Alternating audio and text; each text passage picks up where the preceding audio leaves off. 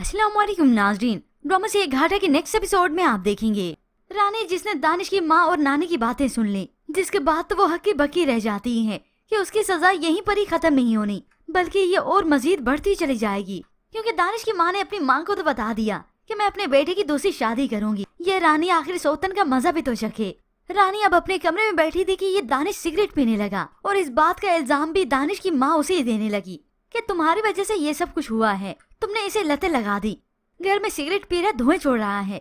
तो रानी ने भी इसे करारा जवाब दे दिया, आपका बेटा पहले से ही बुरी चीजों का आदी है। ये अलग बात है कि सबसे छुप कर करता है। जिसके बाद तो इस दानिश को और ज्यादा गुस्सा आ गया।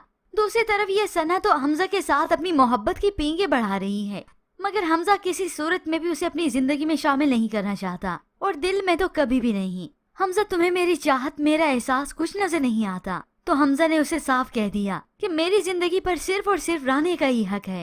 ये सुनना था कि इस सना को बहुत बुरा लगता है। हालांकि हमजा ने उसे वार्न भी किया कि वापस चली जाओ, अपनी जिंदगी मत बर्बाद करो, मगर ये सना अपनी जिंदगी तो हमजा के साथ खुद ही बर्बाद करना चाहती है। खेल ले ये खेल भी खेल ले, मगर वहाँ पर उसके भाई दानिश का तो दिमाग खराब होकर रह गया। एक तो ऊपर से इसे गुस्सा था कि ये हमजा के सामने क्यों बेहोश हुई, और दूसरा रही सही कसर उसकी माँ ने पूरी कर दी। रानी के खरे खरे से जवाब जो बर्दाश्त नहीं हुए। तभी रानी को घसीटते हुए बाहर लेकर आता है और उस पर मिट्टी का तेल छिड़क दिया। अब माँ और नानी ने देखा तो फौरन से भागती चली जाती हैं। माँ तो हाथ से माचिस छीन लेती हैं और रानियां रो रही हैं। जब उसने सूंघा तो उसे मालूम हो गया कि वे वाकई मिट्टी का तेल है।